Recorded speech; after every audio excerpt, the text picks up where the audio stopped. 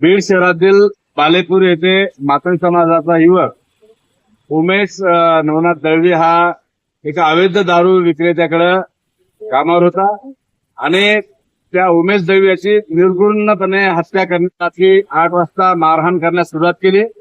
त्यावेळेस उमेशने त्याच्या पत्नीला घरी फोन केला आणि त्या फोनवर सांगितलं की हे मला आता मारून टाकणार आहेत आणि फोन त्यांनी हिसकावून घेतला आणि त्या दारू मालकाने बेदम मारहाण केली, त्याच्या गुप्तांगावर मारहाण केली, सर्व पाठ फोडून काढली, हातपाय त्याच्या दोरीने बांधले।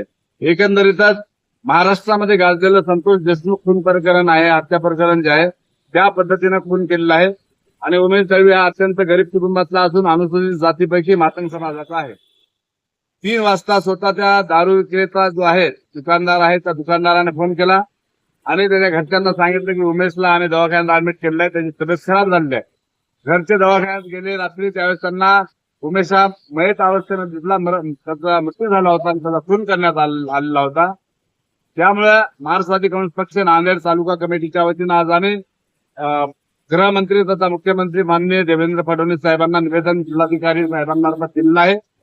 जिल्हाधिकारी कार्यालय नांदेड समोर आम्ही महाराष्ट्रवादी काँग्रेस पक्षाच्या वतीनं तीव्र निदर्शने केली आहेत। आतंक समाजातील मयत कार्यकर्ता जो आहे, मयत युवक जो आहे, मयत मजूर जो आहे, त्या मजुराच्या खुनाची सीबीआय चौकशी करण्यात यावी आणि संबंधित दोषी जे आहेत त्यांना तात्काळ अटक करण्यात यावी। जलद गती न्यायालयामध्ये हा खुनाचा खटला चालवावा, अॅट्रॉसिटी ऍक्ट नुसार गुन्हे दाखल करावेत आणि पीडित कुटुंबाचं पुनर्वसन करावं आदी मागण्या आम्ही राज्य आणि केंद्र सरकारकडे करीत आहोत।